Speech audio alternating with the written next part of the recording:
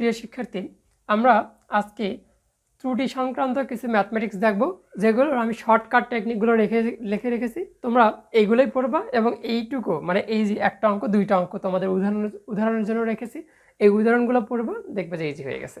আচ্ছা, তাহলে দেখো প্রথমে সেটা হলো আয়তনের শতকরা ত্রুটি দুই ধরনের বস্তুর ক্ষেত্রে আসে। একটা সিলিন্ডারের ক্ষেত্রে আসতে পারে, গোলকের ক্ষেত্রে। যদি সিলিন্ডারের ক্ষেত্রে আসে তাহলে সূত্রটা হবে এরকম, যে এটা হলো ক্ষেত্রফল আর এটা হলো উচ্চতা। ওকে, আচ্ছা, ক্ষেত্রফলের ক্ষেত্রে কি হয়, 2 দ্বারা গুণ দিতে হয়, এটার ক্ষেত্রে 1 দ্বারা গুণ দিতে হয়, মানে কোনো কিছু লেখিনি।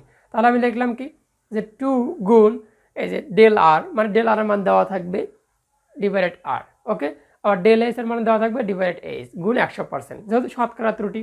ওকে, আবার যদি গোলক হয় তাহলে অত কোনো কিছু না, সরাসরি 3 দ্বারা কার ত্রুটি, ব্যাসার্ধের ত্রুটি ডিভাইডেড আর। ওকে, মানে ব্যাসার্ধের একটা মান দেওয়া থাকবে যে কতটুকু পার্সেন্টেজ হয়েছে। ওকে, আশা করি বুঝতে পেরেছো।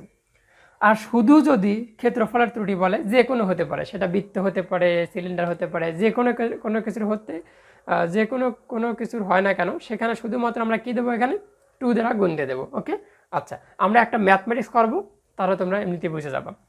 দেখো, বলা হলো কোশ্চেন 1, গোলকের ব্যাসার্ধ আর 5.3, মানে এটা হচ্ছে শুধু আর এর মান। এই যে নিচে যে আরগুলো লিখি 0.1, এইগুলো হচ্ছে ডেল আর, এইগুলো হচ্ছে ডেল আর। বোঝা গেল কথা?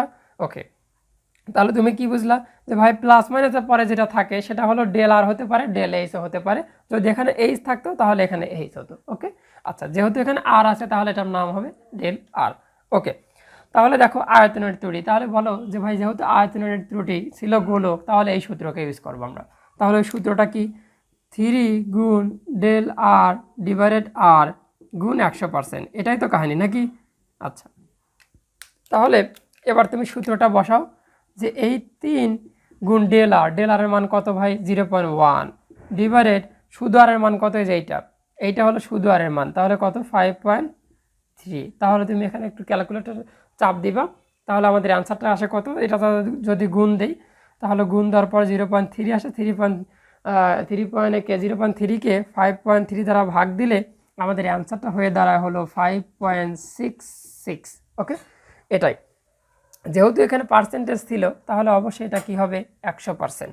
তাহলে আমরা যদি আরও ক্লিয়ারভাবে এখানে লিখি, কারণ এখানে 100% আমরা দিইনি, এখানে দিলাম আমরা কত পার্সেন্ট ভাই, 100%। তাহলে এটা আসে কত, 5.66%।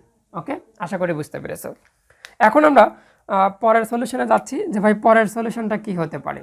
তাহলে বলো যে পরের সলিউশনটা কি হবে। দেখো, একটি বৃত্তের ব্যাসার্ধ দেওয়া আছে এবং ক্ষেত্রফল নির্ণয় করতে বলছে।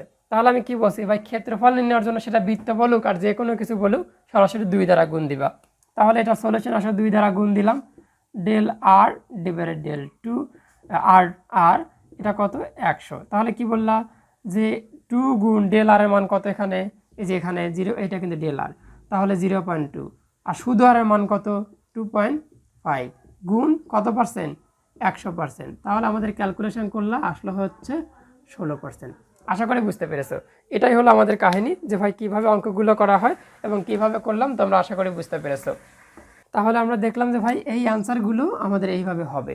তোমরা এই যে আজকে যে লেকচারটা আমরা শেষ করলাম, এই লেকচারটা একটু ভালো করে আবার রিভিশন দিবা, দিয়ে নোট করে নিবা ভাই, দয়া করে তোমরা নোট করে নিবা, এবং এইটুকুর মধ্যে থেকেই তোমাদের প্রশ্ন হবে, এর বাইরে থেকে কোনো ধরনের কোশ্চেন হবে না। তোমরা বিশ্বাস রাখো এবং পড়তে থাকো। দেখা হবে ভেক্টর নিয়ে পরবর্তী লেকচারে। ধন্যবাদ সবাইকে।